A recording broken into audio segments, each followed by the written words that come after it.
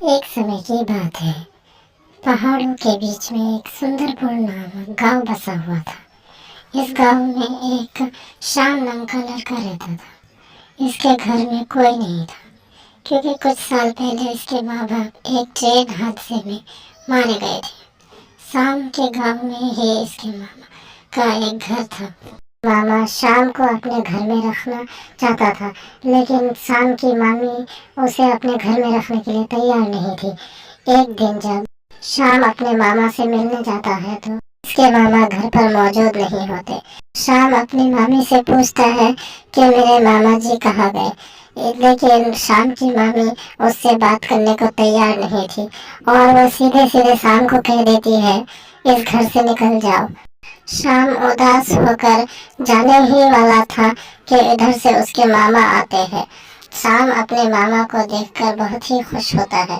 شام کے ماما شام کے قریب آتا ہے اور اپنی بیوی کو بولتے ہیں کہ میرے بھانجے کو کیوں اس گھر سے نکالنے پہ تلی ہوئی ہو، اگر یہ آنا چاہتا ہے تو اسے آنے دو۔ شام کی مامی شام کے ماما کی ایسی باتیں سن کر وہاں سے چلی جاتی ہے۔ اس کے بعد شام اور اس کے ماما خوب ساری باتیں کرتے ہیں، اور جب شام کو گھر جانے کا سمے یاد آتا ہے تو وہ اپنی ماما سے وداعی لیتا ہے اور گھر کو جانے لگتا ہے۔ شام اپنے ماما کے گھر سے واپس آ جاتا ہے۔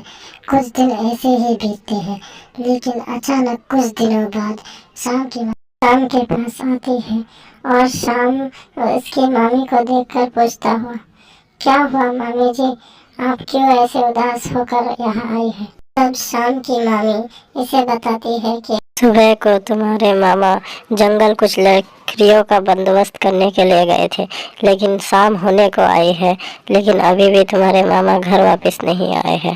شام اپنی مامی کی اداسی کو دیکھتے ہوئے بولتا ہے، مامی جی آپ چنتا مت کیجیے، میں جنگل جاتا ہوں اور دیکھ آتا ہوں کہ ماما جی کہاں ہیں۔ شام جنگل کی طرف جا ہی رہا تھا کہ اسے راستے میں اپنے ماما نیچے پڑے ہوئے دکھائی دیتے ہیں۔ وہ اپنے ماما کے قریب جاتا ہے تو دیکھتا ہے کہ ماما بے ہوش پڑا ہوا ہے۔ شام اسے ہوش میں لاتا ہے اور اپنے ساتھ گھر لے آتے ہیں۔ گھر آنے کے بعد سے شام کی مامی شام سے معافی مانگتی ہے۔ اس کے بعد سے شام اپنے ماما مامی کے ساتھ ہی رہنے لگتا ہے۔